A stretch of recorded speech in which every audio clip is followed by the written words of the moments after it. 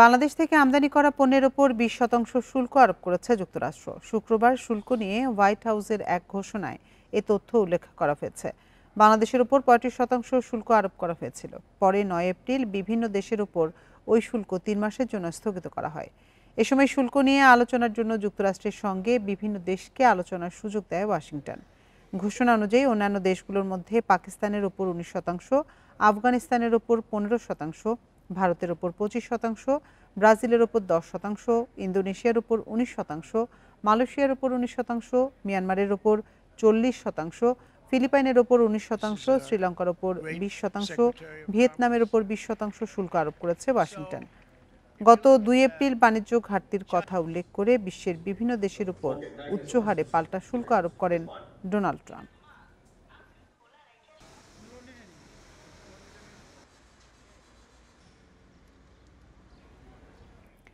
শুল্ক নিয়ে বাংলাদেশ প্রতিযোগিতামূলক অবস্থায় থাকবে। যুক্তরাষ্ট্রের রপ্তানি বাধাগ্রস্তের শঙ্কা নেই বলে জানিয়েছেন বাণিজ্য উপদেষ্টা শেখ বশিরউদ্দিন।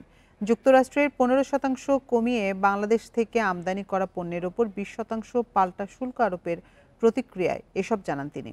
আর জাতীয় নিরাপত্তা উপদেষ্টা ও প্রধান আলোচক ডক্টর খলিলুর রহমান বলেন, জাতীয় স্বার্থ রক্ষা করেই চুক্তি হয়েছে। সক্ষমতার সঙ্গে এটি সামঞ্জস্যপূর্ণ। পোশাক শিল্প সুরক্ষা ছিল বাংলাদেশের মূল অগ্রাধিকার। পাশাপাশি যুক্তরাষ্ট্র থেকে কৃষিপণ্য আমদানির প্রতিশ্রুতি দেয়া হয়েছে, যা খাদ্য নিরাপত্তার লক্ষ্য পূরণে সহায়তা করবে এবং মার্কিন কৃষি রাজ্যগুলোর সঙ্গে সুসম্পর্ক গড়ে তুলবে। এ নিয়ে আলোচনা করতে যুক্তরাষ্ট্র থেকে আমাদের সঙ্গে যোগ দিচ্ছেন বিজিএমইএ এর সাবেক পরিচালক মহিউদ্দিন রুবেল এবং ঢাকা থেকে আমাদের সাথে যোগ দিচ্ছেন সেন্টার ফর পলিসি ডায়ালগ সিপিডির গবেষণা পরিচালক খন্দকার গোলাম মোয়াজ্জেম। আপনাদের দুজনকেই স্বাগত জানাচ্ছি ইন্ডিপেন্ডেন্ট সংবাদে। আমি প্রথমেই যেতে চাই মহিউদ্দিন রুবেল, আপনার কাছে শুরুতেই জানতে চাইব যে শুল্ক নিয়ে সবচেয়ে উদ্বেগ ছিল পোশাক খাত নিয়ে। এ বিষয়ে প্রত্যাশা কতটা পূরণ হলো? ধন্যবাদ আপনাকে। ডেফিনেটলি আমরা আসলে অনেক উদ্বেগের মধ্যে ছিলাম, সময় কাটাচ্ছিলাম, কারণ 35%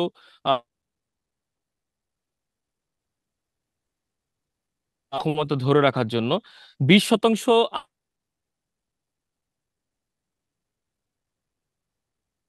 আশেপাশে আমরা প্রতিযোগিতায় পেয়ে থাকি, সেই কাতারে আমরা মোটামুটি চলে এসেছি। সেখান থেকে যদি আপনি দেখেন যে আমাদের অন্যতম বড় যে প্রতিযোগী চায়না, তাদের আমাদের থেকে অনেক বেশি ট্যারিফ আছে, এবং ভারত আর একটা আমাদের শক্ত প্রতিযোগী হতে পারতো এই ক্ষেত্রে, যাদের ট্যারিফ অনেক কমবে বলে মনে করছিলাম, সেখানে তারা কিন্তু 5% ট্যারিফ তাদের বেড়ে গেছে।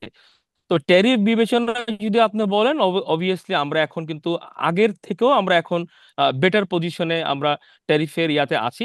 তবে একটি কথা ভুললে চলবে না, যে এই ট্যারিফ আমাদের হয়তো আহ, আমাদের অন্য প্রতিযোগীর থেকে আমাদের বেশি হয়নি, কিন্তু ওভারঅল এই ট্যারিফটা তো আসলে ইউএস এর মার্কেটে কিন্তু বেড়েছে। তার মানে পণ্যের মূল্য কিন্তু আপনার এই পরিমাণ অ্যাভারেজে 10, 15, 20% এরকম একটা অ্যামাউন্ট করলে কিন্তু বাড়বে। হ্যাঁ, তো এই বাড়ার ফলে কিন্তু একটা ইনিশিয়াল একটা ধাক্কা কিন্তু মার্কেটে আসতে পারে, একটা বিক্রি একটা স্লো ডাউন হতে পারে।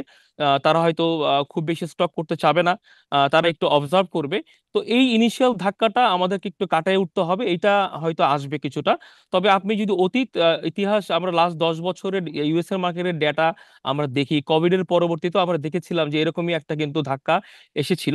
সেটি কাটিয়ে ওঠার পরে এই 10 বছরে কিন্তু আমরা অলমোস্ট সর্বোচ্চ গ্রোথ ইউএসএ তে করেছি। বিগত 5 বছর যদি কোভিড এর পরে স্পেশালি বলি, কোভিড এর পরের বছরেও প্রায় ইউএসএ তে মনে হয় 22 কি 23% মতো আপনার ওদের ইম্পোর্ট কমেছিল।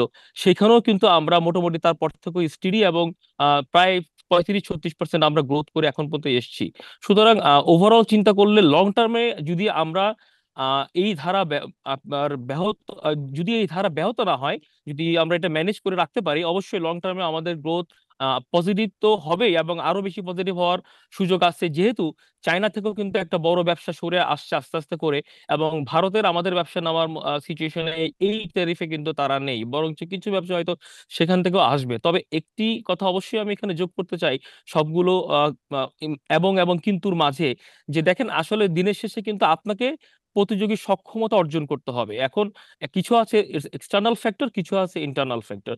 যেমন এই ট্যারিফের ব্যাপারটি ছিল এক্সটার্নাল ফ্যাক্টর, এখন ট্যারিফ না হয় আমার সমান সমান হয়ে গেছে, কিন্তু আমাদের দেশের যে ইন্টারনাল ফ্যাক্টর গুলো আছে সেগুলো কিন্তু অনেক ইম্পর্টেন্ট। সেইখানে কিন্তু আমাদেরকে অনেক কাজ করতে হবে, সরকারকে অনেক সাপোর্ট দিতে হবে। আমাদের এই যে আমাদের যে উৎপাদন খরচের যে ব্যাপারগুলো আছে, জ্বালানি নিশ্চয়তা, ব্যাংকিং খরচগুলো, এগুলো যদি আমরা প্রতিযোগী অন্য দেশগুলোর সমতুল্য বা তার থেকে না কমাতে পারি, তাহলে কিন্তু আবার দিনের শেষে আমরা ওইখানেও সক্ষমতা হারাবো।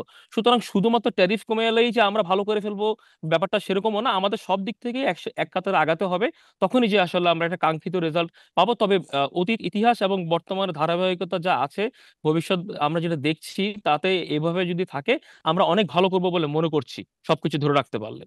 মহিউদ্দিন রুবেল, আপনি সাথেই থাকুন। আমরা একটু যেতে চাই সিপিটির গবেষণা পরিচালক গোলাম মজ্জেমের কাছে। গোলাম মজ্জেম, আপনার কাছে জানতে চাই যে শুল্ক হার নিয়ে নিরাপত্তা উপদেষ্টা যেমনটি বলেছেন যে আমাদের সক্ষমতার সঙ্গে এটি সামঞ্জস্যপূর্ণ, এই বিষয়টিকে আপনি কিভাবে দেখছেন? আমার মনে হয় যে আমরা প্রথমেই সরকারকে, বিশেষ করে বাণিজ্য উপদেষ্টার নেতৃত্বে যে টিমটি গিয়েছে তাদেরকে স্বাগত জানাতে চাই। তারা অক্লান্ত পরিশ্রম করেছেন এবং তার মাধ্যমে এটি অর্জন হয়েছে। তবে যেটি রুবেল বলছিলেন যে এর ফলে আমাদের প্রতিযোগী দেশগুলোর সাথে প্রায় সমকক্ষ লেভেলে আমরা একটা টেরিফে এসেছি, যেটা আমাদের জন্য ইতিবাচক, এবং চীনের থেকে এগিয়ে থাকাটাও একটা ইতিবাচক দিক। সুতরাং সেই দিক থেকে আমাদের প্রতিযোগিতা সক্ষমতার জায়গায় সেটা ভালো প্রভাব ফেলবে। তবে আমার মনে হয় যে আমাদের দুটো জিনিসে আমাদের পরিষ্কার কিছু তথ্য উপাত্ত দরকার হবে সামনের দিনগুলোতে। একটি হলো যে ট্রান্সশিপমেন্ট ট্যারিফ বলে একটি ট্যারিফ কিন্তু যুক্ত করা হয়েছে, অর্থাৎ যে সমস্ত দেশের ট্যারিফ আমাদের দেশের ট্যারিফের চেয়ে উঁচু, তাদের দেশ থেকে পণ্য এনে যদি মার্কিন যুক্তরাষ্ট্রে রপ্তানি করা হয়, তাহলে 40% অতিরিক্ত ট্যারিফ অ্যাড করা হবে। এই বিষয়টির ক্ষেত্রে আমরা চায়না থেকে কাঁচামাল এনে যে রপ্তানি করে থাকি, বিশেষ করে তৈরি পোশাকের ক্ষেত্রে, তাদের ক্ষেত্রে এই ট্রান্সশিপমেন্ট ট্যারিফের বিষয়টি কি দাঁড়াবে সেটি এখনো কিন্তু পুরোপুরি পরিষ্কার নয়। সুতরাং সেদিক থেকে আগামী দিনগুলোতে নিট সেক্টর খুব ভালো একটা অবস্থানে যাবে। ওভেন সেক্টরও আমার ধারণা এর ফলে একটা ভালো জায়গায় যাবে। কিন্তু চায়না ভিত্তিক যে কাঁচামাল আমদানি করে আমাদের এখানে রিএক্সপোর্ট করা বা কাঁচামাল ব্যবহার করে সেই জায়গায় বাড়তি শুল্কের বিষয়টি কি দাঁড়াবে সেটি আমাদের বোঝা দরকার আছে। দ্বিতীয়ত যে বিষয়টি, সেটি হলো যে আমরা অনতিবিলম্বে আশা করব যে চিফ অ্যাডভাইজার্স অফিস থেকে পূর্ণাঙ্গ চুক্তিটি তারা প্রকাশ করবেন। আমাদের জানা দরকার রয়েছে যে আমরা কোন কোন ধরনের অঙ্গীকার করবার মাধ্যমে এই 20% শুল্ক অর্জন করলাম, কেননা এর সাথে আমাদের অন্যান্য বাজারের সঙ্গেও আমাদের স্বার্থ সংশ্লিষ্ট বিষয় রয়েছে।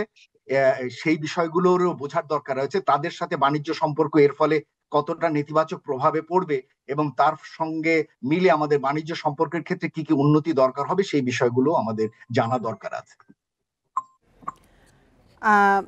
যে জনাব গোলাম মোয়াজ্জেম, আপনি সাথেই থাকবেন। আবার একটু যেতে চাই মহিউদ্দিন রুবেল আপনার কাছে জানতে চাই যে শুল্ক হারের বিষয়টি নিয়ে অনেকদিন ধরেই আপনারা উদ্বেগের মধ্যে ছিলেন। তো নতুন হার নির্ধারিত হওয়ার পর আপনাদের পদক্ষেপটা কি হবে? দেখুন, আমি অবশ্যই এটা খুশির সংবাদ যে এই সেন্সে যে আমরা প্রায় ডাবল শুল্ক যেখানে হয়ে গেছিল সেখান থেকে এখানে আসাটা, এটা আসলে সামগ্রিক একটা দলগত এফোর্ট, এবং পুরো দেশ, পুরো সেক্টর, পুরো সরকার সবাই মিলে কিন্তু এখানে প্রার্থনা কাজ সব একসাথে আমরা করেছি। কারণ ইউএসএ এটা হচ্ছে আমাদের একক মার্কেট হিসেবে আমাদের গার্মেন্টসের জন্য সবচেয়ে বড়। আমাদের প্রায় অ্যাবাউট 20% এক্সপোর্ট আমরা আমাদের ইউএসএ তে আমরা করে থাকি। সুতরাং এখানে যদি বিপর্যয় আসতো সেটা কিন্তু সামলানোটা আমাদের জন্য ডিফিকাল্ট হতো। সেই ক্ষেত্রে আমার ব্যক্তিগতভাবে আমার এবং আমার অতীত অভিজ্ঞতা, আমার সংগঠনে কাজ করা থেকে, সেক্টরে কাজ করা থেকে কিছু থাকবে সেক্টরের প্রতি এবং সরকারের প্রতিও। সেটা হচ্ছে, প্রথম কথা হচ্ছে আমরা যাতে করে একক দেশের প্রতি অতি নির্ভরতা এইভাবে না বাড়িয়ে আরো কিছু কিছু দেশের প্রতি, নতুন মার্কেটের প্রতি আমাদের ডিপেন্ডেন্সি বা আমাদের মার্কেটগুলো আমরা যাতে বাড়াতে থাকি। বাড়ুক না, ইউএসএ তে বাড়ুক, আমরা 1 নম্বর হই, কোনো সমস্যা নেই। বাট একই সাথে এই যে ধরেন কিছু কিছু ফ্যাক্টরি আমাদের কিন্তু আমরা 100% এক্সপোর্ট ইউএসএ তে করি। তো এগুলো কিন্তু একটা রিস্কের মধ্যে পড়ে যায়, কারণ একটা দেশে একটা কোনো কিছুতে একটা অঞ্চলে বিপর্যয় ঘটতেই পারে। সুতরাং আপনি যদি একটু ব্যালেন্স করে এক্সপোর্ট ডেস্টিনেশন গুলো বা মার্কেট গুলো রাখেন, তাহলে হয়তো সেক্ষেত্রে এই জিনিস, এই ধরনের আহ, সময় আপনার এতটা ভীত সন্ত্রস্ত হওয়ারও কারণ থাকবে না।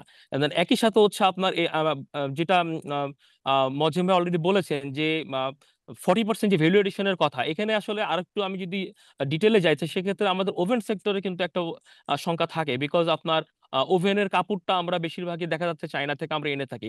সুতরাং আপনি যদি দেখেন যে আমাদের শুধু ইউরোপে কিন্তু আমরা প্রায় 50% এক্সপোর্ট করে থাকি আমাদের, এবং আমাদের ইউরোপে কিন্তু অনেক বিধিনিষেধ, অনেক নিয়মকানুন, অনেক কিছু আসছে আমাদের কিন্তু সামনে। এলডিসি গ্রাজুয়েশনের পরে আমাদের এখানেও কিন্তু আরো কিছু জিনিস আমাদেরকে বেগ পোহাতে হবে। সুতরাং আমাদের এখানে আসলে ব্যাকওয়ার্ড লিঙ্কেজ এবং আমাদের নিজেদের আসলে সক্ষমতা অর্জন করতে হবে এখানে, যাতে করে এই নিজের মতো করে আমরা এখানেও আমাদের প্রোডাকশনের জন্য ম্যাক্সিমাম টুকু আমরা করতে পারি, ভ্যালু এডিশন যাতে আমাদের দেশে আমরা করতে পারি। তাহলে আসলে সামগ্রিকভাবে আমরা এই সুফলগুলো আমরা পাবো। এবং অবশ্যই আমি আগের কথার সাথে আবার একটু অ্যাড করব যে আমাদেরকে সামগ্রিকভাবে আমাদের সবসময় মাথা রাখতে হবে যে দিনের শেষে কিন্তু দেখেন আপনি আপনার দেশের কত পার্সেন্ট শুল্ক বা আমার আমার আমার সিএম কি বা আমার মজুরি কি, এটা কিন্তু বায়ার কিন্তু দিনের শেষে দেখবে না। বায়ার দেখবে যে ওর এখানে একটা প্রোডাক্ট শেলফে ওঠাতে হলে কোন দেশ থেকে তার খরচটা কম পড়বে এবং কত হবে। সুতরাং শুধু শুল্ক চিন্তা না করে আপনাকে আপনার যে কস্ট গুলো, আমাদের ইন্টারনাল ফ্যাক্টর গুলো আছে, আমি তো এটা তো আমার দেশের কন্ট্রোল, এটা আমার ইন্টারনাল কন্ট্রোল। এইখানে আমরা যেন কোনোভাবে প্রতিযোগিতা থেকে না পিছাই। আমাদেরকে সবসময় আমাদের কম্পিটিটরদের থেকে এই জায়গাগুলোতে এগিয়ে থাকার জন্য নিজেদেরকে কাজ করতে হবে, সরকারকে কাজ করতে হবে, একসাথে কাজ করতে হবে। এবং দেন আমরা একটা প্রতিযোগিতায় আমরা সবসময় সবার থেকে হয়তো কম্পিট করে আগাতে পারবো। মহিউদ্দিন রুবেল, আপনি সাথে থাকবেন। আবারও একটু যেতে চাই গোলাম মোয়াজ্জেমের কাছে। জনাব মোয়াজ্জেম, বারবারই একটি বিষয়, বাণিজ্য ঘাটতিতে ভারসাম্যের বিষয়টি এটি আলোচনায় এসেছে। নতুন যে সমীকরণ তৈরি হলো তাতে বিষয়টি পুরো নিষ্পত্তি হলো কি? আমরা তো এই জন্যই আমি আপনাকে বললাম যে আমরা পূর্ণাঙ্গ চুক্তিতে সরকারের কাছ থেকে আশা করছি। এখন নিশ্চয়ই আর নন ডিসক্লোজারের কোনো বিষয় নেই, এখন আসলে ফুল ডিসক্লোজারেরই হওয়ার কথা। সুতরাং আমরা এখনই চাইবো যে সরকার দ্রুততম সময়ে যে চুক্তিটি হয়েছে সেটি তারা প্রকাশ করবেন। তার ফলে আমরা জানতে পারবো যে সরকার আসলে কি কি জায়গাগুলোতে অঙ্গীকার করবার মাধ্যমে এই 20% শুল্ক আনতে সক্ষম হলেন।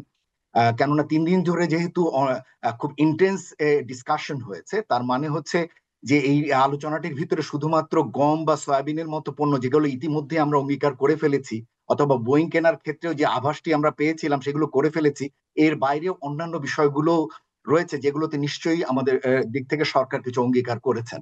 তো সেই অঙ্গীকারের জায়গাগুলো আমাদের জানা দরকার আছে, বোঝা দরকার আছে। আমার মনে হয় যে সেইটি এখানে গুরুত্বপূর্ণ। আমার ধারণা যে বাণিজ্য ঘাটতির ক্ষেত্রে এটা গুরুত্বপূর্ণ একটি বিষয় দাঁড়াবে যে কি কি চুক্তিগুলো আমরা ওখানে করেছি। একটি আমরা বলেছিলাম যে সরকার যেন বিনিয়োগ সংক্রান্ত বিষয়গুলোকে গুরুত্ব দেন বেশি আমদানির চেয়ে। তো সেই জায়গাটি দেখবার দরকার আছে কি ধরনের মার্কিন যুক্তরাষ্ট্র থেকে কি ধরনের বিনিয়োগের বিষয়গুলো এর মাধ্যমে আমরা নিলাম। একই সাথে কিন্তু আমরা এটাও মনে হচ্ছে আগামী দিনে চীন ভিত্তিক কাঁচামাল ব্যবহার করে মার্কিন বাজারের বাইরে এখন বড়ভাবে আমাদের রপ্তানির সুযোগ তৈরি হয়েছে। সুতরাং এই চীন ভিত্তিক কাঁচামালকে কিভাবে ব্যবহার করে আমরা নন মার্কিন বাজারগুলোতে আমরা আমাদের আরো এক্সপ্যানশন করতে পারি, সেই জায়গাটি আমাদের এখন থেকে ব্যবহার করা দরকার। এবং সে কারণে আমাদের বাজার বহুমুখীকরণের যে বিষয়টি সবসময় বলা হয়ে থাকে, আমরা সাধারণত চাপের মধ্যে পড়লে ভালো করি। তো এই চাপ এখন যেহেতু একটা তৈরি হয়েছে, আমি আশা করব যে এই চাপটি ব্যবসায়ীরা বোধ করবেন। তবে এটা ঠিক যে মার্কিন বাজারে পণ্যের ক্ষেত্রে তাদের মুনাফা কমবে, বিশেষ করে যারা ওভেন মালিকরা রয়েছেন তাদের মুনাফা তুলনামূলকভাবে কিছুটা কমবে, যেহেতু ট্যারিফ বাড়ছে। এই ট্যারিফের পুরোটি কিন্তু বায়াররা ভোক্তাদের দিকে পাস করবেন না, এই ট্যারিফের একটা অংশ আমাদের উদ্যোক্তাদেরও নিতে হবে। তাদের প্রতিযোগিতা সক্ষমতা হয়তো থাকবে এবং তারা হয়তো ভালোও করবেন, কিন্তু মুনাফার পরিমাণটি হয়তো কমবে। একই সাথে এই উচ্চ মূল্যের পণ্য মার্কিন ভোক্তারা কতদিন কিনতে পারবেন সেটাও কিন্তু একটা দেখবার বিষয় রয়েছে। প্রায় সকল পণ্যে এখন 10 থেকে 35% বা 20-35% শুল্ক দিয়ে সমস্ত পণ্য মার্কিন বাজারে মূল্য বেড়ে গিয়েছে। এর ফলে ভোক্তারা কতটুকু তাদের আয় দিয়ে এই সমস্ত পণ্য কিনবেন সেটি একটি দেখবার বিষয়। সুতরাং আমাদের জন্য ভালো দিক, কিন্তু মার্কিন ভোক্তাদের জন্য একটা দুশ্চিন্তার কারণ রয়েছে এই উচ্চ শুল্কের কারণে। একই সাথে এই পরিস্থিতির প্রেক্ষাপটে বাংলাদেশে এখন নতুন কিছু সুযোগ তৈরি হলো। বিশেষ করে এখন চীন ভিত্তিক যারা রপ্তানিকারক ছিলেন তারা এখন বাংলাদেশ বা অন্যান্য দেশে তাদের বিনিয়োগগুলো শিফট করতে চাইবেন। সুতরাং বাংলাদেশের এখন একটা সুযোগ তৈরি হয়েছে, চীন ভিত্তিক যারা রপ্তানিকারক রয়েছেন তাদের রপ্তানিগুলো, তাদের বিনিয়োগগুলোকে বাংলাদেশে আমরা কিভাবে আনতে পারি। সুতরাং সেই জায়গাটির ক্ষেত্রে আমাদের প্রস্তুতি কেমন, এবং যেটি একটু আগে বলা হচ্ছিল গ্যাস, বিদ্যুতের সাপ্লাই এবং লজিস্টিক সাপ্লাই, এগুলো যদি ইমপ্রুভ না করে, পোর্ট সাপ্লাই যদি ঠিক মতো কাজ না করে, তাহলে কিন্তু বিদেশি বিনিয়োগের এই সুযোগটি অন্য দেশগুলো হয়তো বেশি নিয়ে নেবে। আমরা হয়তো চীন ভিত্তিক এই বিনিয়োগগুলোকে খুব বেশি আকৃষ্ট করতে পারবো না। জি, জনাব মোয়াজ্জেম এবং মহিউদ্দিন রুবেল, আপনাদের দুজনকে অসংখ্য ধন্যবাদ আমাদের সাথে যোগ দেওয়ার জন্য। চলে যাচ্ছি পরের খবরে। জুলাই সনদ বাস্তবায়ন ও এর আইনি ভিত্তি নিয়ে মুখোমুখি বেশ কয়েকটি দল। জামায়াত, এনসিপি সহ বেশিরভাগ দলই আইনি ভিত্তি চাইলেও বিএনপি ও সমমনা জোটের মত ভিন্ন। তবে ঐকমত্য কমিশন বলছে সনদ বাস্তবায়নের ক্ষেত্রে অনুঘটকের কাজ করবে তারা। দ্বিতীয় পর্যায়ের আলোচনায় 19টি বিষয়ে নোট অব ডিসেন্ট সহ একমত হয়েছে দলগুলো। রাজধানীর ফরেন সার্ভিস একাডেমিতে বৃহস্পতিবার বেলা 11:30টার পর শুরু হয় জাতীয় ঐকমত্য কমিশনের শেষ দিনের আলোচনা। চলে রাত 10টা পর্যন্ত। সাংবিধানিক প্রতিষ্ঠানে নিয়োগ, রাষ্ট্রপতি নির্বাচন, ক্ষমতা ও দায়িত্ব, তত্ত্বাবধায়ক সরকার, উচ্চকক্ষ গঠন, নাগরিকদের অধিকার সম্প্রসারণ, রাষ্ট্রের মূলনীতি নিয়ে আলোচনা হয়। সব বিষয়ে নোট অব ডিসেন্ট জানিয়েছে সব দল। রাষ্ট্রের 4 মূলনীতি প্রসঙ্গে সিপিবি, বাসদ সহ বাম দলগুলো আলোচনা বর্জন করে। কমিশনের পক্ষ থেকে যে বক্তব্য নিয়ে আসা হয়েছে, আমরা মনে করি যে এটা ইতিহাস বিকৃতি। বিদ্যমান রাষ্ট্রীয় 4 মূলনীতি সেটা বহাল রেখে তার সাথে সাম্য, মানবিক মর্যাদা, সামাজিক সুবিচার, ধর্মীয় স্বাধীনতা এবং সম্প্রীতি এটা যুক্ত করলে আমাদের কোনো আপত্তি নাই। উচ্চকক্ষ গঠনে বেশিরভাগ দল পিআর পদ্ধতি চাইলেও বিএনপি সহ সমমনা দলগুলো তা চায় না। এছাড়া বাকি বিষয়ে কম বেশি একমত দলগুলো। তবে সনদের আইনি ভিত্তি নিয়ে দেখা দিয়েছে মতানৈক্য। জামাত, এনসিপি সহ বেশিরভাগ দলই সনদের আইনগত ভিত্তি চাইলেও বিএনপির মত ভিন্ন। জনগণের সার্বভৌম ইচ্ছার প্রতিফলনের উপরে কোনো আইনি ভিত্তি নেই। সবাই জাতীয় ঐকমত্য পোষণ করেছে, জাতীয় ঐকমত্য কমিশনে অংশগ্রহণ করেছে। তাদের সাথে 23 দিন নয়, অনবরত এই কয়েক মাস যাবত আলোচনা করে আমরা একটা জায়গায় এসেছি। লিগ্যাল ফ্রেমওয়ার্ক যেটা বলা হয়েছিল আগে, তারপরে গণভোট, এটা একটা পদ্ধতি হতে পারে। এরপরে অধ্যাদেশ জারির মাধ্যমে এটা হতে পারে। বাস্তবায়নের বিষয়টাতেই যদি আমরা হোঁচট খেয়ে পড়ে যাই, তাহলে আমাদের সমস্ত চেষ্টা, আমাদের সমস্ত পরিশ্রম এবং আমাদের শহীদদের যে আত্মত্যাগ, সেটা বিফলে যাবে। দ্বিতীয় পর্যায়ের বৈঠক শেষে রাজনৈতিক দলগুলোর কাছে জুলাই সনদের পূর্ণাঙ্গ খসড়া দ্রুত পৌঁছে দেওয়ার আশা কমিশন সহসভাপতির। তাদের কাছে পৌঁছে দেব এবং তারই ভিত্তিতে আমরা আশা করছি যে জাতীয় সনদে স্বাক্ষরের ক্ষেত্রে আমরা অগ্রসর হতে পারব। পাশাপাশি একটা প্রশ্ন উঠেছে রাজনৈতিক দলগুলো, যেগুলো বাস্তবায়নের পথ কি হবে, সেগুলো নিয়েও বিভিন্নভাবে আলোচনা হবে। ঐকমত্য কমিশনের দ্বিতীয় পর্যায়ের এই বৈঠক শুরু হয় 2 জুন। 23 কার্যদিবসের দীর্ঘ আলোচনায় 19টি বিষয়ে নোট অফ ডিসেন্ট সহ একমত হয়েছে দলগুলো। বন ইবনে কামাল, ইন্ডিপেন্ডেন্ট নিউজ, ঢাকা। আইনি ভিত্তি না দিলে জুলাই সনদে স্বাক্ষর করবে না জামায়াত ইসলামী, না হলে মামলার হুঁশিয়ারি দিয়েছে দলটি। যদিও এর আইনি ভিত্তির প্রয়োজন দেখছে না বিএনপি। এদিকে সংসদের উচ্চকক্ষ গঠন পদ্ধতি নিয়ে একমত হতে পারেনি বিএনপি সহ দলগুলো। একক দলের স্বেচ্ছাচারিতা ঠেকাতে উচ্চকক্ষ চায় এনসিপি। সংবিধান সংশোধনের ক্ষমতা উচ্চকক্ষে দেওয়ার ক্ষেত্রেও রয়েছে দ্বিমত। রাজধানীর ফরেন সার্ভিস একাডেমিতে বৃহস্পতিবার বেলা 11:30টার পর শুরু হয় জাতীয় ঐকমত্য কমিশনের শেষ দিনের বৈঠক। এতে সাংবিধানিক প্রতিষ্ঠানে নিয়োগ নিয়ে আলোচনা হয়। বেশিরভাগ দল একমত হলেও বিএনপি মনে করে সেসব প্রতিষ্ঠানের আইনি নিয়োগ প্রক্রিয়া থাকা উচিত। সংসদের উচ্চকক্ষ গঠন নিয়ে দেখা দিয়েছে নানা মত। পিআর পদ্ধতি না হলে উচ্চকক্ষ চায় না জামায়াত ইসলামী ও এনসিপি সহ বেশ কয়েকটি দল। সিপিবি, বাসদের দাবি উচ্চকক্ষের প্রয়োজন নেই। রাষ্ট্রটাকে, জনগোষ্ঠীকে ঐক্যবদ্ধ রাখার যদি জায়গা আমরা নিতে চাই, তাহলে একে ক্ষমতার ভারসাম্য সৃষ্টি করতে হবে এমনভাবে যাতে করে জবাবদিহিটা নিশ্চিত হয়। ওনারা যেহেতু এটা মনে করেন, তাহলে আলোচনা থেকে বাদ দিয়ে রাখেন, কারণ আমরা ঐক্যমত্য ছাড়া এই ধরনের জোরাজুরি করে কোনোটা খুব লাভ হবে না। এদিকে নিম্নকক্ষের আসনের ভিত্তিতে উচ্চকক্ষ চায় বিএনপি সহ 12 দলীয় জোট। সংবিধান সংশোধনের ক্ষমতা উচ্চকক্ষে দিতে রাজি নয় দলটি। সরকারি কর্ম কমিশন, দুর্নীতি দমন কমিশন, মহাহিসাব নিরীক্ষক ও নিয়ন্ত্রক এবং ন্যায়পাল নিয়োগের বিধান সম্পর্কিত, ইনফ্যাক্ট এটা নিয়োগ সম্পর্কিত এটা বিধান করার জন্য যে প্রস্তাব আগে থেকেই আলোচনায় ছিল, এখানে আমাদের বক্তব্য, আমরা নোট অফ ডিসেন্ট সহ একমত হয়েছে। জুলাই সনদের আইনি ভিত্তি না দিলে স্বাক্ষর করবে না জামায়াত ইসলামী। এমনকি মামলা করার হুঁশিয়ারি দিয়েছে দলটি। সনদ বাস্তবায়নে 2 বছরের সময় দিতে রাজি নয় এনসিপি। যারা বলছেন পক্ষে যারা কোনোভাবেই পক্ষে আসছেন না, তারা নোট অফ ডিসেন্ট দেন। তো এর চেয়ে তো আর বেশি উদার বা গণতান্ত্রিক পদ্ধতি আর হইতে পারে না। কর্ম কমিশন, দুদক, ন্যায়পাল এবং মহাহিসাব নিরীক্ষকের মতো বিষয়গুলো নিয়ে আলোচনা হয়েছে। কয়েকটি দলের তাদের ভিন্নমতকে সাথে নিয়েই মোটা দাগে গোটা হাউজের মতামতগুলোকে সাথে নিয়েই এই বিষয়ে একটা ঐক্যমতের জায়গায় কমিশন আসতে পেরেছে। উচ্চকক্ষ ও নিম্নকক্ষের সদস্যরা গোপন ব্যালটের মাধ্যমে রাষ্ট্রপতি নির্বাচন করবে, সে বিষয়ে একমত রাজনৈতিক দলগুলো। মেহেদী হাসান, ইন্ডিপেন্ডেন্ট নিউজ, ঢাকা। আগামী নির্বাচন সবার জন্য অত্যন্ত গুরুত্বপূর্ণ উল্লেখ করে বিএনপির ভারপ্রাপ্ত চেয়ারম্যান তারেক রহমান বলেছেন, দেশে যেন আর ফ্যাসিবাদ, উগ্রবাদ, চরমপন্থা মাথাচাড়া দিতে না পারে সেদিকে সজাগ থাকতে হবে। বৃহস্পতিবার রাজধানীতে মহিলা দলের এক অনুষ্ঠানে তিনি আরও বলেন, জুলাই গণঅভ্যুত্থান নতুন দেশ গঠনের সুযোগ দিয়েছে, এই সুযোগ নষ্ট হতে দেয়া যাবে না।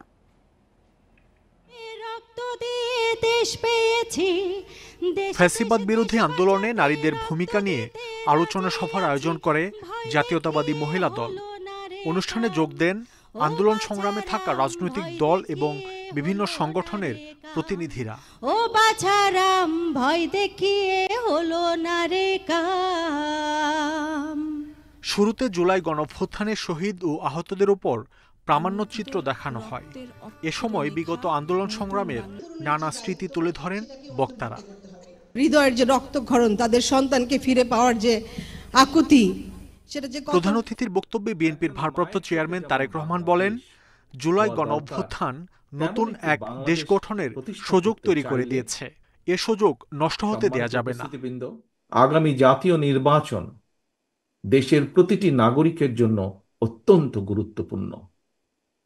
দেশে যাতে আর কোনোভাবেই আর কোনোদিন ফ্যাসিবাদ, উগ্রবাদ, চরমপন্থা মাথা চাড়া দিয়ে উঠতে না পারে, এই ব্যাপারে বিশেষ করে নারী সমাজকে অত্যন্ত সতর্ক এবং সজাগ থাকতে হবে। নিরাপদ বাংলাদেশ প্রতিষ্ঠার মাধ্যমে শহীদদের আত্মত্যাগের প্রতি সম্মান জানানোর জন্য আমরা ঐক্যবদ্ধ থাকি। নারী অধিকার রক্ষায় বিএনপির বিভিন্ন উদ্যোগের চিত্র তুলে ধরেন তারেক রহমান। বলেন, জনগণের ভোটে বিএনপি ক্ষমতায় এলে নারীরা তাদের অধিকার পুরোপুরি ফিরে পাবে। নারীরা কিন্তু এখনো অনেক পিছিয়ে আছে বাংলাদেশের প্রেক্ষাপটে। শুধু বাংলাদেশ নয়, কোনো রাষ্ট্রই এগিয়ে যেতে পারে না, এবং সে কারণেই নারী শক্তিকে প্রাধান্য দিয়ে দেশের অর্ধেক সংখ্যক নারীদের নিরাপত্তা নিশ্চিত, তাদের আশা আকাঙ্ক্ষাকে ধারণ করে বিএনপি আগামী দিনের সকল কর্মপরিকল্পনাগুলোকে সাজিয়েছে বা গ্রহণ করছে। জুলাই বিপ্লব সহ ফ্যাসিবাদ বিরোধী আন্দোলনে সাহসী ভূমিকার জন্য নারীদের প্রতি কৃতজ্ঞতা প্রকাশ করেন বিএনপির ভারপ্রাপ্ত চেয়ারম্যান। তাদের প্রতি আমাদের ঋণ পরিশোধের পালা। মাহমুদ শরীফ, ইন্ডিপেন্ডেন্ট নিউজ, ঢাকা। যেসব বিষয়ে ঐক্যমত্য হয়নি সেগুলো বাদ দিয়ে মৌলিক বিষয় সংস্কার করে ফেব্রুয়ারিতে নির্বাচন দেওয়ার দাবি জানিয়েছে বিএনপি। বৃহস্পতিবার জাতীয় প্রেস ক্লাবে এক আলোচনা সভায় দলটির মহাসচিব মির্জা ফখরুল ইসলাম আলমগীর এই দাবি জানান। বৃহস্পতিবার বিকেলে আলাদা এক অনুষ্ঠানে তিনি আরও বলেন, ঐক্যবদ্ধ না থাকলে দেশে আবারও একটি ১/১১ মতো ঘটনা ঘটতে পারে। জুলাই আগস্টের গণঅভ্যুত্থানের ঘটনা প্রবাহ এখনও দগদগে শহীদ আহতদের স্বজনদের বুকে। ১ বছর পেরিয়ে গেলেও শহীদদের তালিকা না হওয়ায় ক্ষোভ জানান তারা। বর্ষপূর্তি উপলক্ষে জাতীয় প্রেস ক্লাবে আয়োজিত আলোচনা সভায় উঠে আসে এমন মনোভাব। আলোচনায় বক্তারা বলেন, জুলাইয়ের গণজাগরণ হয়েছিল মানুষের ভোটাধিকার ও মর্যাদার প্রশ্নে, তাই জনগণের অধিকার ফেরাতে সুষ্ঠু নির্বাচনের বিকল্প নেই। এই সময়টা হচ্ছে পারস্পরিক একটা বোঝাপড়া করার সময়। একটু বুঝে নিয়ে, পরস্পরকে বুঝে আমরা যদি খুব দ্রুত এগিয়ে যাওয়ার চেষ্টা করি, তাহলে ফলটা লাভ করবে জনগণ, তার একটা প্রতিনিধিত্ব থাকবে, তার একটা সরকার তৈরি হবে। বিকেলে সুপ্রিম কোর্টে জাতীয়তাবাদী আইনজীবী ফোরাম আয়োজিত জুলাই শহীদদের স্মরণে মার্চ ফর জাস্টিস শীর্ষক আলোচনা সভায় যোগ দেন মির্জা ফখরুল ইসলাম আলমগীর। প্রধান অতিথির বক্তব্যে তিনি বলেন, ঐক্যবদ্ধ না থাকলে আবারও একটি ১/১১ ঘটে যাওয়া অস্বাভাবিক নয়। আমি আশঙ্কা করি যে আমরা যদি ঐক্যবদ্ধ না থাকি, আমরা যদি সতর্ক না থাকি, তাহলে কিন্তু ১/১১ মতো ঘটনা ঘটা এখানে অস্বাভাবিক কিছু নয়। সকল রাজনৈতিক দলের প্রতি আবার আহ্বান জানাই যে আমাদেরকে আসুন ঐক্যবদ্ধ হয়ে আমরা আমাদের সংস্কার, বিচার এগুলো সমস্ত শেষ করে আমাদের প্রসিড টুয়ার্ডস ডেমোক্রেসি। একটি মহল নির্বাচন পেছানোর ষড়যন্ত্র করছে বলেও মন্তব্য করেন মির্জা ফখরুল। Rifat Alam, Independent News, Dhaka. আগামী ৫-৬ দিন দেশের রাজনৈতিক বন্দোবস্তের জন্য গুরুত্বপূর্ণ বলে উল্লেখ করেছেন প্রধান উপদেষ্টার প্রেস সচিব। তিনি বলেন, প্রধান উপদেষ্টার ঘোষিত সময় থেকে একদিনও পেছাবে না নির্বাচন। আইন উপদেষ্টা জানান, কিছুদিনের মধ্যেই ভোটের তারিখ ঘোষণা করা হবে। বৃহস্পতিবার সচিবালয়ে আলাদা সংবাদ সম্মেলন তারা একথা বলেন। অন্তর্বর্তী সরকারের দায়িত্ব নেওয়ার বছর পূর্ণ হবে আগামী ৮ আগস্ট। এ নিয়ে চলছে নানা তোড়জোড়। বৃহস্পতিবার সচিবালয়ে সাংবাদিকদের সংগঠন বিএসআরের সংলাপে যোগ দেন প্রধান উপদেষ্টার প্রেস সচিব। বলেন, আগামী ৫-৬ দিন দেশের রাজনীতির জন্য গুরুত্বপূর্ণ। প্রধান উপদেষ্টার ঘোষিত নির্বাচনের সময় পেছাবে না বলেও জানান তিনি। ৫-৬টা দিনে আমরা বুঝবো যে আমরা সামনে কোথায় যাচ্ছি। বাট একটা বিষয় আপনি নিশ্চিত থাকেন, ইলেকশন দেরি হবে না। ইলেকশন প্রফেসর ইউনূস যেই সময় বলেছেন তার থেকে একটা দিন দেরি হবে না। আর নিজ মন্ত্রণালয়ের কাজের অগ্রগতি তুলে ধরেন আইন উপদেষ্টা। জানান, কিছুদিনের মধ্যে নির্বাচনের তারিখ ঘোষণা করা হবে। বলেন, জনগণের ভোটাধিকার নিশ্চিতে কাজ করছে সরকার। নির্বাচনের সময় তো জাস্ট ওয়েট করেন, কিছুদিনের মধ্যে ঘোষণা শুনবেন। মিথ্যা বা হয়রানিমূলক মামলায় নাম অন্তর্ভুক্ত করা মব সন্ত্রাস দুর্ভাগ্যজনক বলে মন্তব্য করে এসব রোধে কাজ চলছে বলেও জানান আইন উপদেষ্টা। হয়রানিমূলক মিথ্যা মামলা একটা, আর একটা হচ্ছে মব জাস্টিস বা মব সন্ত্রাস আমি বলবো। এই দুইটা আমাদেরকে খুবই পীড়িত করে। আমাদের মতো চেষ্টা করি। আর মিথ্যা মামলা ঠেকানোর জন্য বা এই মামলাতে অভিযুক্তদের রিলিফ দেওয়ার জন্য আমরা ফৌজদারি কার্যবিধির সংশোধন করেছি। আইন উপদেষ্টা জানান, গেল সরকারের প্রায় ১৫,০০০ রাজনৈতিক হয়রানিমূলক মামলা প্রত্যাহার করা হয়েছে। অসীম আত্মত্যাগের বিনিময়ে। Hasib Mahmud Shah, independent News, Dhaka. একবার বৃষ্টি হলেই জলাবদ্ধতার ভোগান্তি থাকে সারা বছর। ২ যুগ ধরে এমন অবর্ণনীয় দুর্দশায় দিন কাটছে কুমিল্লার পাঁচথবি ইউনিয়নের চাঁদপুর এলাকার বাসিন্দাদের। ভোগান্তি সহ্য করতে না পেরে অনেকেই বাড়িঘর ছেড়ে চলে যাচ্ছেন অন্য কোথাও। দীর্ঘস্থায়ী জলাবদ্ধতায় স্বাস্থ্য ঝুঁকিতে শিশু ও বৃদ্ধরা। কুমিল্লার পাঁচথবি ইউনিয়নের চাঁদপুর মধ্যমপাড়া এলাকার প্রতিটি বাড়ির ভেতরের চিত্র এটি। শুধু ঘর নয়, রাস্তাঘাট, উঠান, রান্নাঘর সবই ময়লা পানিতে সয়লাব। বছরে একবার বৃষ্টির পানি জমলে সেই পানি থেকে যায় সারা বছরই। অপরিকল্পিত বাড়ি নির্মাণ এবং পুরাতন গোমতী নদীতে বাদ দিয়ে মাছের ঘের স্থাপনের কারণে পানি নিষ্কাশনের পথ বন্ধ হয়ে গেছে। জলাবদ্ধ এলাকায় দিন দিন কমছে ব্যবসা বাণিজ্য, যান চলাচল।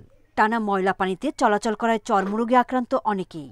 ড্রেন করার ফলে আমাদের এদিক দিয়ে পানি আর বাধাপ্রাপ্ত হয়ে পানি সব আমাদের এই বাড়ি ঘরের ভিতরে ঢুকছে। অনলি শীতকালটা হয়তো আমরা কিছুটা মুক্তি পাই জলাবদ্ধতা থেকে। প্রায় ৯ মাসে আমরা জলাবদ্ধতার শিকার থাকি। সকালবেলা রান্নার কথা এই জায়গাতে তখন দুপুরবেলা বয়াইছে, অনেক কিছু করতে পারতেছে না, পানি উঠাতে চুলার ভিতরে। বাচ্চারা পায়ের মধ্যে, হাতের মধ্যে ঠোসকা উঠে যেতেছে, এবং নিউমোনিয়া আসতেছে, জ্বর আসতেছে, বহু কষ্ট ভোগ করতেছে। প্রশাসন বলছে, চাঁদপুরের বাসিন্দাদের জলাবদ্ধতা ভোগান্তির বিষয়টি নজরে এসেছে। সমস্যার সমাধানে প্রকৌশল বিভাগ ও স্থানীয় চেয়ারম্যানকে নির্দেশনা দেওয়া হয়েছে। যেহেতু পানি দীর্ঘদিন ধরে জলাবদ্ধতার মতো একটা অবস্থা, মানে বন্যা হলে যেরকম সিচুয়েশন হয়, পানিবাহিত রোগের প্রাদুর্ভাব, চর্মরোগ, এগুলো আমরা শুনেছি যেগুলো হচ্ছে, মানুষ আক্রান্ত হচ্ছে, চলাচলে অসুবিধা তো আছেই। তো এটা আমাদের খুব প্রায়োরিটিতে আছে এই বিষয়টা। জলজটের কারণে অবর্ণনীয় দুর্ভোগ পোহাচ্ছেন অন্তত ৩০,০০০ মানুষ। Independent news. সপ্তাহের ব্যবধানে রাজধানীর বাজারে বেড়েছে ফার্মের মুরগির ডিমের দাম। এছাড়া বাজারে ব্রয়লার ও সোনালী মুরগির দামও বাড়তি। বাজার পরিস্থিতি নিয়ে জানাতে কারণ বাজার থেকে আমাদের সাথে যোগ দিচ্ছেন সহকর্মী মেহেদি হাসান। মেহেদি, মুরগি এবং ডিমের বাড়তি দামের কারণ হিসেবে বিক্রেতারা কি বলছেন, আর বাজারে সবজির যোগান কেমন দেখছেন, দাম কেমন সবজির?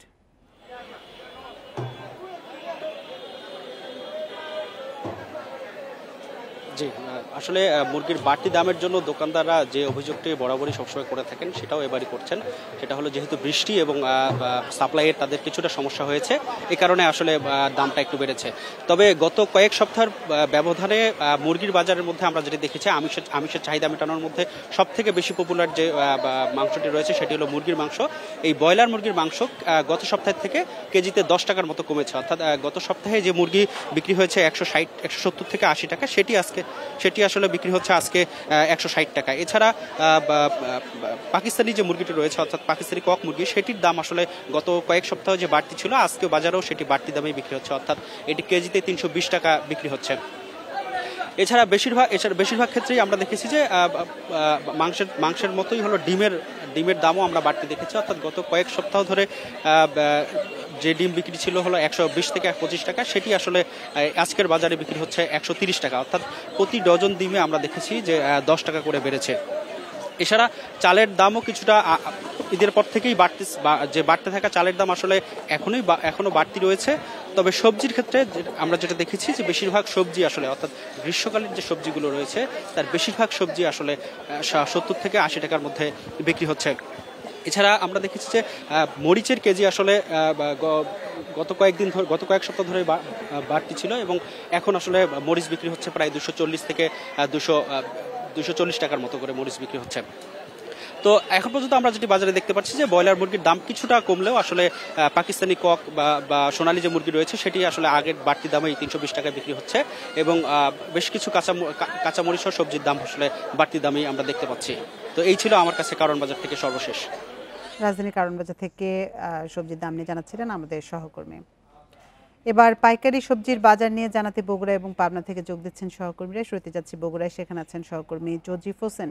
জজিফ, বগুড়ায় পাইকারি সবজির যোগান কেমন দেখছেন, দাম কেমন দেখছেন এবং কৃষকরা ন্যায্য মূল্য পাচ্ছে কিনা সবজির?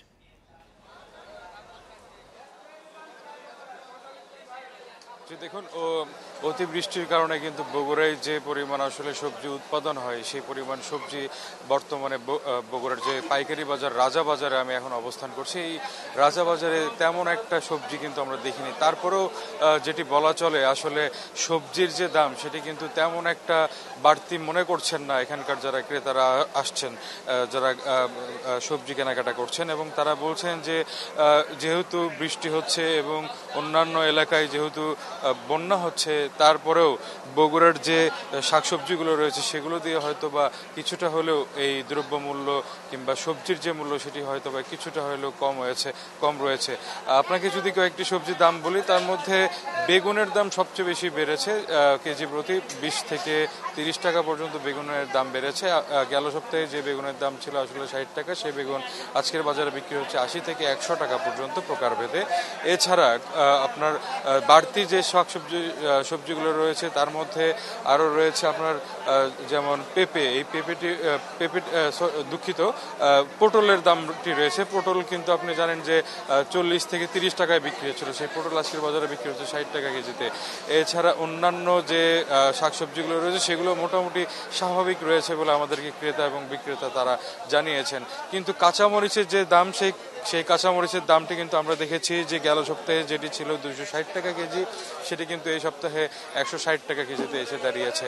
তো বর্তমানে সবজির দাম কম থাকলেও চালের বাজারের দাম কিন্তু আমরা দেখছি ঊর্ধ্বগতি, এবং এই চালের দামটা যাতে নিম্নমুখী করা হয় এই জন্য কিন্তু ক্রেতারা দাবি করেছেন। এবং একই সাথে মাছের দাম বেড়েছে, মুরগির দাম কিছুটা কমেছে, সব মিলিয়ে আসলে ক্রেতা সাধারণের নাগালের মধ্যেই রয়েছে বলে আমাদেরকে তারা জানিয়েছেন। তারপরেও কিছু কিছু যে শাকসবজি সহ অন্যান্য যে পণ্য রয়েছে যেগুলোর দাম আসলে হুট করে বেড়ে যাচ্ছে, সেই দামগুলো যাতে নিয়ন্ত্রণ করা হয় এই জন্য জেলা প্রশাসন সহ ভোক্তা অধিদপ্তরের যে টিম রয়েছে সেই টিমটি যেন কার্যকর ভূমিকা রাখে, এই দাবিটি কিন্তু করছেন এখানকার যারা ক্রেতা সাধারণ রয়েছেন তারা। জজিব, আপনি সাথেই থাকুন। এবার আমরা যেতে চাই পাবনায়, সেখানে আছেন আমাদের সহকর্মী খায়রুল ইসলাম। খায়রুল, আমাদের সহকর্মীরা যেমনটি জানাচ্ছিলেন যে বৃষ্টির কারণে দেশে প্রায় সবখানেই সবজির দাম বাড়তি। পাবনার পরিস্থিতি কেমন দেখছেন, সেখানে সবজির সরবরাহ কেমন এবং দাম কেমন? আমি যে বাজারে অবস্থান করছি এই বাজারে কিন্তু আপনি জানেন যে খুব ভোর থেকে কিন্তু পাইকারি বাজারে প্রচুর কিন্তু সবজি আমদানি হয় এবং সকাল 10টা নাগাদ কিন্তু এখানে বিক্রি হয়। কিন্তু আমরা যেটা এসে জানতে পেরেছি সেটা হচ্ছে গত বেশ কয়েকদিনের প্রবল বর্ষণের কারণে নিম্ন অঞ্চল আসলে অনেকটাই প্লাবিত হয়েছে, যার ফলে এই সব রকম সবজির দাম কিন্তু কেজিতে 10 থেকে 15 কোনো ক্ষেত্রে আবার 20 টাকা কেজিতেও কিন্তু দাম বেড়ে গেছে। সবচেয়ে আসার কথা হচ্ছে যে কাঁচা মরিচের দামটা কিন্তু ঠিক রয়েছে 160 টাকা, যেটা 140 টাকা পাইকারি দরে বিক্রি হয়েছে। তাছাড়া কিন্তু যে সবজিগুলো রয়েছে বেগুন, লাউ বা পটল, করল্লা, শশা, সব সবজির দাম কিন্তু 15 থেকে 20 টাকা কেজিতে কিন্তু বেড়ে গেছে। আর এই বেড়ে যাওয়ার কারণ হিসেবে অনেকেই বলছেন যে আপনি জানেন যে পাবনার ঈশ্বরদী, আটঘরিয়া, পাবনা সদরের আংশিক এলাকায় প্রচুর কিন্তু এখানে সবজি আমদানি হয় এবং এই সবজি আমদানির ফলে কিন্তু এই এলাকায় কিন্তু বড় বড় আড়ত গড়ে উঠেছে এবং এখান থেকেই কিন্তু সবজি ট্রাক যোগে প্রতিদিন কিন্তু ঢাকা, চট্টগ্রাম সহ দেশের বিভিন্ন প্রান্তে কিন্তু চলে যায়। কিন্তু হঠাৎ করেই আমদানি কমে যাওয়ায় যেমন খুচরা বিক্রেতারাও যেমন বেকায়দায় পড়েছেন, তার মধ্যে বেকায়দায় পড়েছেন যারা সাধারণ ক্রেতা, যারা কিনে খাচ্ছেন, তারা কিন্তু চরম সমস্যার মধ্যে পড়ে গেছেন। কারণ গত এক সপ্তাহের ব্যবধানে কিন্তু 15 থেকে 20 টাকা কেজিতে যখন একটি সবজির দাম বেড়ে যায় তখন কিন্তু তাদের এই ক্রেতাদের নাবিশ্বাসী হয়ে উঠেছে। আর এই সাধারণ ক্রেতারা বলছে, যারা বিক্রি করছেন তারা বলছেন যে তারা বেশি দামে ক্রয় করে আসলে তাদেরকে বিক্রি করতে হচ্ছে। যখন কম দাম ছিল তারা কিন্তু এই কম দামেই কিন্তু তারা এই সবজি বিক্রি করেছেন।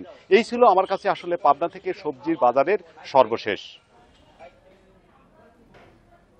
বগুড়া এবং পাবনা থেকে বাজার পরিস্থিতির সবশেষ তথ্য জানাচ্ছিলেন আমাদের সহকর্মীরা। মাত্র 10,000 টাকা খরচেই জানা যাবে কোনো ব্যক্তি ক্যান্সার আক্রান্ত কিনা কিংবা ভবিষ্যতে আক্রান্ত হবার ঝুঁকির সংখ্যা। এই ব্যবস্থা চালু হয়েছে বগুড়ার TMSS হাসপাতালে, যেখানে বায়োমলিকুলার ল্যাবে রক্ত পরীক্ষায় শনাক্ত করা যাবে ক্যান্সার, আর সুনির্দিষ্ট থেরাপি দিয়ে প্রতিরোধ করা যাবে মরণঘাতী এই রোগ।